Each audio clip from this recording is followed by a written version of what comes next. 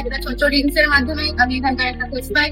তো তারপর এখানে আসার পর, অত দূর থেকে আসার পর জিনিসগুলো দেখার পরে সত্যি অত দূর থেকে আসা ব্যাপারটা ভালো লেগেছে। এখানকার সব স্টাফেদের ব্যবহারও খুব ভালো লেগেছে।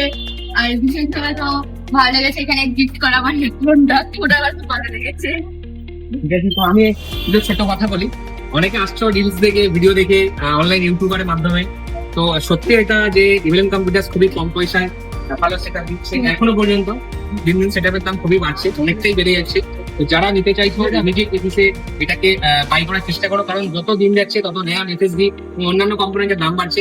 বাট আমরা আরো এক সপ্তাহ এক্সটেন্ড করেছি 7 ডেজ, যাতে যারা মানুষেরা আছে তারা খুবই কম পয়সায় নিয়ে যেতে পারে।